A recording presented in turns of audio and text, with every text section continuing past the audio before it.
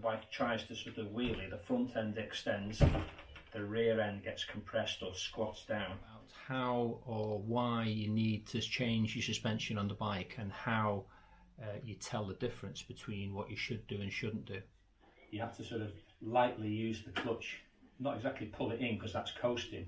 It all revolves ultimately around feel. Now feel is, so the second you shut the throttle and start to bake, you get a transfer of weight. Instead of the bike doing that, essentially the bike's trying to do that. Speaking, wallowing is done during acceleration, say coming out of a corner, a little bit more, because what you need is the tyre to be kept on the floor.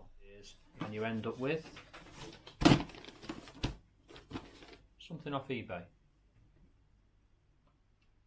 is stop and get it serviced. And what happens is you start to get wheel hop, and the bike goes as the bike's going to the corner. The springs aren't being controlled very well.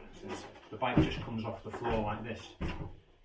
Where if you've got a little bit of sag in the rear suspension, the skipping action, which is largely caused by engine braking or excessive use of the back brake, because effectively you're saving time and money, and you start the season or the race championship off on the right foot. Pulled out of your hand, that's the first sign that things are going horribly wrong. Now the reaction time is very, very quick, in the sense that you need the bike set up for yourself. Yeah.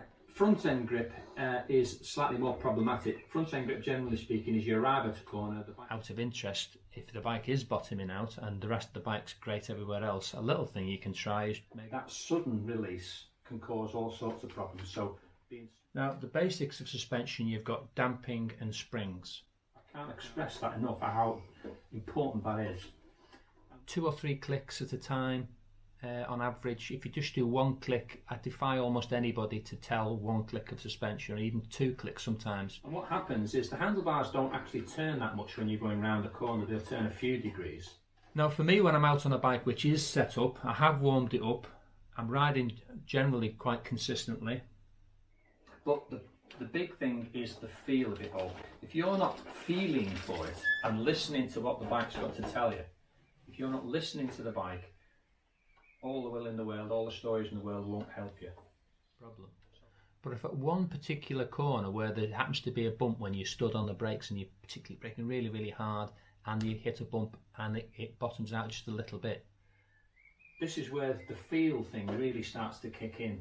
If you're gripping the handlebars really tightly and you're very rigid on the bike, if you're riding a bike and the bike is doing what you want it to do and you're staying on line, you're not running wide, you're not falling into corners, the bike isn't wobbling or weaving all over the place, kind of get on with it, get on with the riding. But I've also discovered that if you're riding the perfect bike and it's not doing anything wrong at all, you're probably not riding fast enough.